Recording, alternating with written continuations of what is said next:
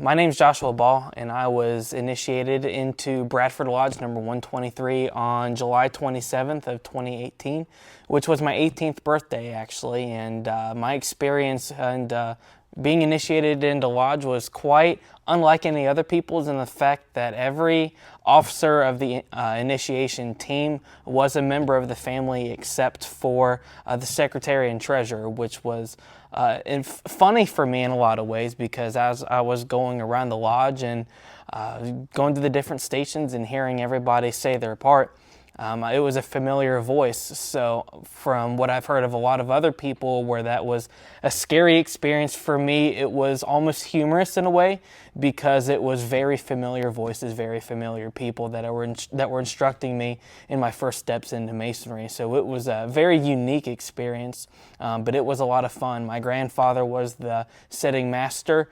He was the secretary of Bradford at the time, and he's the treasurer now, and my father was actually the senior warden, and he's a past master of Bradford. So it was a great experience on that front, and going through the different degrees too was fun because the familial steps continued in that way. So I had a great experience going into the lodge, and it was a lot of fun for me, but it was definitely unique. The biggest influence for me in becoming a Mason is very connected to my initiation story, with a lot of it being family. I'm a 5th generation Mason on my dad's side, and I'm a 4th generation Mason on my mom's side. So there is a lot of family connection there as to why I wanted to join the lodge in the first place. But I think the interesting thing for me is that it was never something that was forced upon me. It was never something that was expected of me.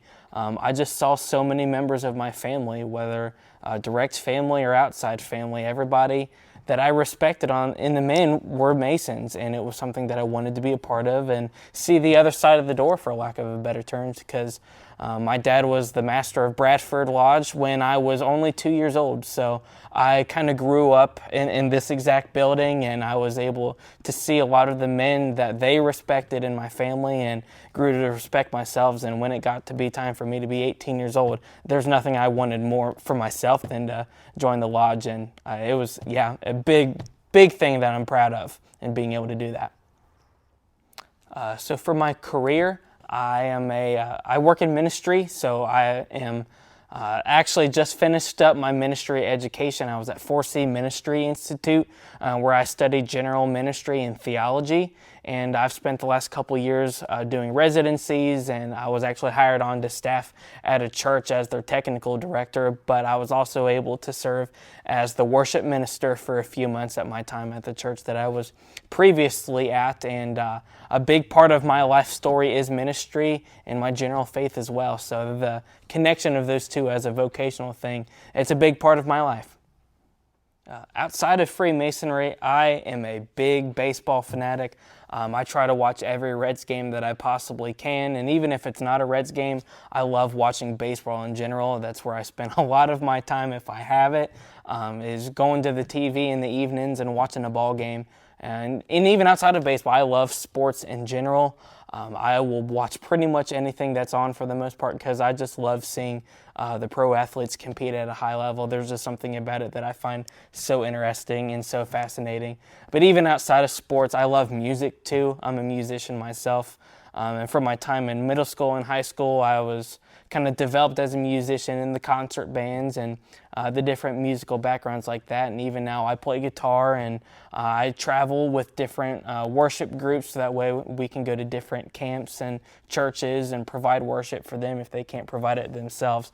So music, sports, a big part of my interest and things that I love to do outside of the lodge. So before I even joined the lodge, I was a member of the Northern Kentucky DMLA chapter right here at Bradford Lodge in Independence, Kentucky. And I actually joined when they weren't at Bradford. They were still at the Scottish Rite Temple in Covington. I was 13 years old, getting ready to turn 14. I was close. And you could actually join at 12, but I waited a little bit. But I joined because my dad is a senior DMLA from Northern Kentucky chapter, and it was something that, unlike Lodge, it was a bit more expected of me to join at some point. But I did end up joining DMLA, and I very quickly had a great experience with it. I had a good chapter. It was a smaller chapter when I did join, but we were able to go on the conclave kind of stops. They did a spring one, the annual one in the summer, and then one in the fall. My first one was in the summer, and I loved getting to see all the older DMLAs, the 18 through 21-year-olds. I looked up to them a lot, and being around them and having that time really expedited my experience to a really big capacity, and I wanted to do more. I wanted to be more within DMLA. So from the time I was 14 to 21, I was really active in the state. I was the state master counselor. I went in 2019. I went out in 2020, and that was a big part of my Masonic development, but I loved it because it was a little taste of Lodge before I got into Lodge, and I got to do a lot of things, go to a lot of different lodges and kind of connect with them in a pseudo-Masonic capacity. And I was able to be at Most Worshipful Past Grand Master Gary Rose's Grand Lodge Communications, which was special to me. He was a big influence in me wanting to be a Mason in the first place because he was active with the DMLA state of Kentucky. So it was a big part of my general teenage years because that was where I was kind of Masonically influenced a lot. So how DMLA prepared me for Lodge, just in general Freemasonry, was really impactful in the specifics because it was expected at the DMLA level, whether it was in the chapter or at the jurisdictional or state level where I was the state master counselor, ritualistic proficiency was expected, and I was taught pretty young how to be active within my ritual book and study my part and show up to the lodges and chapter meetings prepared to do the part that I was assigned to do. And that was something that carried really well when I was in Lodge, but it also prepared me for the general public speaking that's expected within the Lodge, how to conduct a business meeting, or just how to conduct yourself in a generally Masonic capacity, because there are similarities in the general teachings and what's expected of you and how to carry yourself outside the Lodge room or the DMLA chapter room. It was very continuous in the general teachings, and it helped me prepare me a lot to be a good Mason.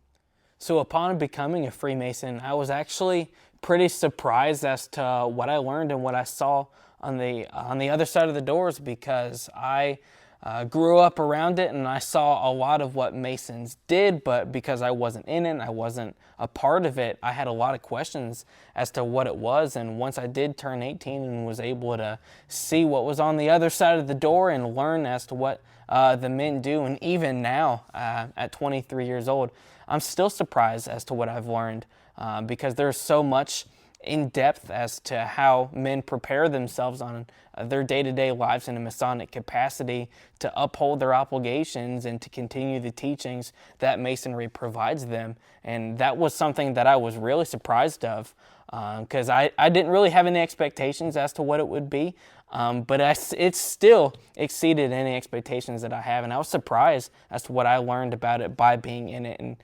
And I mean that in the best way possible. I love what I continue to learn about the fraternity of Freemasonry. What I like most about Freemasonry is the brotherhood of my lodge at Bradford. And I saw a lot of the relationships that my dad and my grandfathers made in their time at this lodge and other lodges, and how they communicated with one another. And that's something that I wanted to have for myself and experience for myself, because I've loved those people and respected them from afar from a young age. And as I've gotten into the lodge and have become more active, I just love the people that I get to do Freemasonry with. And it's so great getting to be a part of everybody's lives. It's fun for me. I think if I could change anything about Freemasonry as it stands now, I think I would just change the general perception that we have within our lodges, that we need to have people that are ready for Freemasonry and look the part and act the part when they come into our doors. Just because I think I look at my testimony of my time as a Freemason, because I had members of the lodge that were willing to kind of work with me and kind of take me as I was and help grow me in a Masonic capacity. And that helped develop me into being a proud Mason and doing what I believe to be a Masonic life on a day-to-day basis. And I think it can sometimes scare away people when we say, hey, well, you need to come in with a suit and tie, you need to look a certain way and act a certain way, and that can be intimidating. So I think changing the stigma about what we expect from new members or young members would be a great way of enhancing the Masonic experience for a lot of new members. When I think about what I want my legacy to be in my life, I think a lot of it in the perspective of who I am as a minister and a child of God, and I also think of it as a Freemason. And I kind of bridge those two because I want my legacy to be as just a servant. I want to serve the people of God's kingdom. I want to serve the same communities that our lodges serve, because we're all looking to make the kingdom and the world around us a better place. And I really think that within the lodge, it helps equip me and do what I do in my ministry so much better. And I just want people to look back at my time here on earth, whenever that time ceases to be, as a servant. I just want to give to those who have given to me, and also give to those who aren't able to provide for themselves. That's a big part of why I do what I do in a Masonic and a personal capacity. So that's what I want my legacy to be.